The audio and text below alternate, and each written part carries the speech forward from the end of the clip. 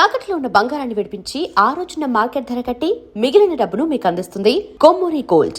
Studio మీరు అమ్మేసుకున్నారో లేకుంటే మీ వాటాలు మీరు వెనక్కి తీసుకున్నారో నాకు అంత ఐడియా లేదు. బట్ ఆ రోజుల్లో మీరు స్టూడియో కొనడానికి ఎంత ఇన్వెస్ట్ చేశారు, ఎంత మీకు రిటర్న్ వచ్చింది? లేదండి, అది ఇన్వెస్ట్మెంట్ అంటే నవైగా నుంచి ఫండ్స్ వచ్చాయి. నవైగా అప్పటికే బాగా పెద్ద కంపెనీ.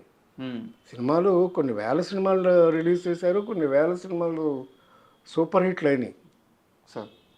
సో దాని ఇన్వెస్ట్మెంటే సారథి స్టూడియోకి తీసుకున్నారు. అంటే నేను అడిగేది ఏంటంటే, మీ షేర్లు వదులుకోకుండా ఉండాల్సింది లేదండి. అదేంటంటే ఫ్యామిలీ ఇది. మా ఫాదర్ వాళ్ళు ముగ్గురు brothers, plus private limited company. It's not a ownership company కాదు. సో అందుకని షేర్స్ ఉండే ఎవరికి వాళ్ళకి. వాళ్ళ బ్రదర్స్ నెక్స్ట్ జనరేషన్ వాళ్ళు మాకు కలిసి రాలేదు, ఒకరికొకరు పడలేదు. మామూలే, భారతం అంతే. ఏ కుటుంబం అయినా అంతే. పెద్ద పెద్ద వాహిని స్టూడియో అట్లాంటివి అయిపోయింది, ఏవిఎం అలాగే అయిపోయింది. సో అలాంటి పరిస్థితుల్లో స్టూడియోని అమ్మేయాల్సి వచ్చింది. అమ్మేశారు. ఎందుకు అమ్మారు సార్? మీకు ఏమన్నా అంత డీటెయిల్స్ నాకు తెలియదు. మహా అయితే కొన్ని లక్షల్లో ఉంటుందా? లక్షల కోట్లు కదండి, 12 ఎకరాలు. మీరు అమ్మినప్పుడు? మేము అమ్మినప్పుడే కోట్లు అండి. అప్పుడే కోట్ల? 80s. మేము అమ్మింది ఎప్పుడు 84లో, 80s తర్వాత. 80s తర్వాత కదా మేము అమ్మింది. కొన్నది ఎప్పుడు 64లో. ఇప్పుడైతే వేల కోట్లు ఉంటాయి. అంతే కదండి మరి. అంటే అప్పట్లో మాకు డివిజన్, మాకు అది ఒకటే ప్రాపర్టీ కాదు, ఇంకా ఉండేది సరోవర్ హోటల్ ఉండేది. షాపూర్ వాడి అని సెక్రటరియట్ ఎదురుగా సరోవర్ హోటల్ ఉండేది. ఫస్ట్ డ్రైవింగ్ రెస్టారెంట్ అది సరోవర్ ఉండేది. ఇవన్నీ ప్రాపర్టీస్ ఉండేవి. బ్రదర్స్ వాళ్ళు నెక్స్ట్ జనరేషన్ రాలేదు. మా బ్రదర్స్లో కూడా డిఫరెంట్ ప్రొఫెషన్స్కి వెళ్ళిపోయాం. సో అందుచేత అలాగా క్లోజ్ చేయాల్సి వచ్చింది.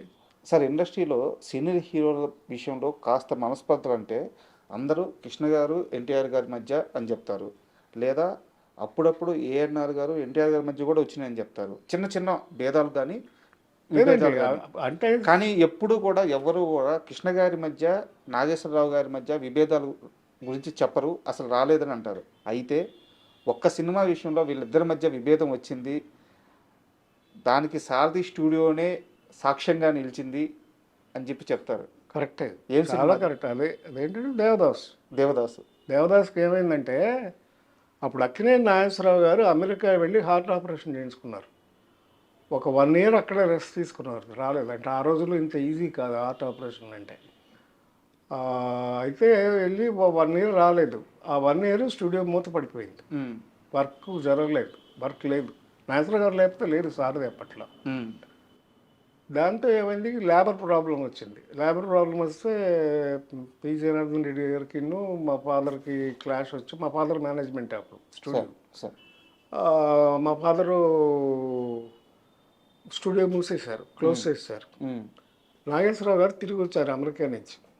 రాకముందే ఏమైంది, ఈలోపు ఎట్లాగైతే నాగేశ్వరరావు గారి సినిమాలు ఎక్కువ మేము నవైగా చేసామో, మా సిస్టర్ కన్సర్న్ శ్రీ ఫిలిమ్స్ అని ఉంది.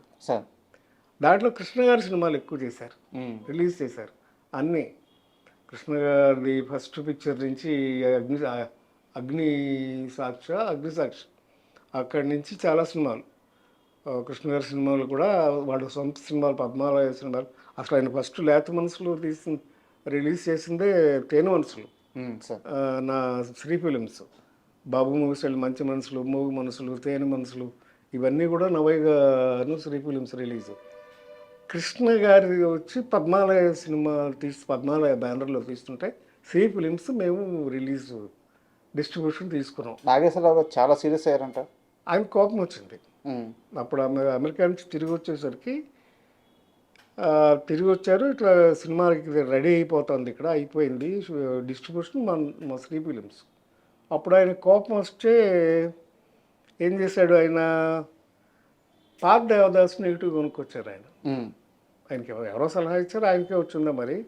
తీసుకొచ్చి పాత దేవదాస్ని రిలీజ్ చేశారు కొత్త దేవదాస్ మీద. కొత్త దేవదాస్ ఫ్లాప్ అయింది, పాత దేవదాస్ 100 రోజులు ఆడింది. రెండోసారి కూడా రెండోసారి ఫస్ట్ వన్ పెద్ద అంత సక్సెస్ కాదు. ఆ, ఒరిజినల్గా దేవదాస్ రిలీజ్ అయినప్పుడు అంత సక్సెస్ కాదు. ఆ, పేరు వచ్చింది కానీ అంత 100 రోజులు ఆడటం ఇలా లేదు. యాక్చువల్గా రెండోసారి రిలీజ్ చేసినప్పుడు అది 100 రోజులు ఆడింది. సార్ ఈ సమ్మర్ వచ్చింది. అప్పుడు వచ్చినప్పుడు నాగేశ్వరరావు గారు తిరిగి వచ్చారు. తిరిగి రాగానే స్టూడియో ఓపెన్ చేయమని అడిగారు మా ఫాదర్ని. లేబర్ ప్రాబ్లం ఉంది, నేను ఓపెన్ చేయను అన్నారు మా ఫాదర్. నేను ఓపెన్ చేయనండి, కుదరదు, ఇప్పుడు లేబర్ ప్రాబ్లం ఉంది, సో అది ఓపెన్ చేయడానికి వీలు కదంటే అప్పుడు ఆయన సరే అని చెప్పేసి అంజలీదేవి గారి సినిమా వెళ్ళి బెంగళూరులో షూట్ చేశారు. ఎందుకంటే చెన్నై వెళ్ళటం ఇష్టం లేదు ఆయనకి. మళ్ళీ చెన్నై ఎప్పుడు వెళ్ళేవారంటే అక్కడ సొంత స్టూడియో ఉంటే దానికి మాత్రం వెళ్ళేవారు షూటింగ్. అది ఆయన మనసులో పెట్టుకున్నారు, ఇప్పుడు అలాగే చేస్తున్నారు. ఇప్పుడు విజయ కానీ అక్కడ స్టూడియో ఉంటుంది, వీనస్ కానీ వాళ్ళ సొంత స్టూడియో ఉన్న వాళ్ళకైతేనే మెడ్రాస్ వెళ్ళేవారు, లేకపోతే ఇక్కడి నుంచి మెడ్రాస్ వెళ్ళేవారు కాదు. ఇక్కడే ఆయన ఫిక్స్ అయిపోయారు, హైదరాబాద్లోనే ఉండాలని ఫిక్స్ అయిపోయి ఇక్కడికి వచ్చేసారు. అప్పుడు బెంగళూరులో షూటింగ్ చేశారు. చేస్తే అప్పుడు ఇంక నాకు సొంతంగా స్టూడియో కావాలని డిసైడ్ చేసుకుని అప్పుడు అన్నపూర్ణ తీసుకోవడం ఇవన్నీ జరిగినాయి. మొన్న నాగేశ్వరరావు గారు పోకముందు కూడా నాతో అన్నారు ఒకసారి, ఏవయ్యా ఆ రోజు మీ నాన్న చేసిన పనేనయ్యా ఇది, ఆయన స్టూడియో ఓపెన్ చేసి ఉంటే నేను కట్టేవాడిని కాదు, మా పిల్లలకి ఇంత ప్రాపర్టీ ఉండేది కాదు, అది నీ పుణ్యం అయ్యా అని నాతో అన్నారు ఆయన. సో అలాగా మంచి జరుగుతుంది, చెడు జరుగుతుంది. ఈ మొత్తం సినారియో వల్ల ఒక 2-3 సంవత్సరాలు ఇద్దరి మధ్య గ్యాప్ వచ్చేసిందంట కృష్ణ గారి మధ్య. వచ్చిందండి, కలిసి చేశారు, చాలా సినిమాలు కూడా చేశారు.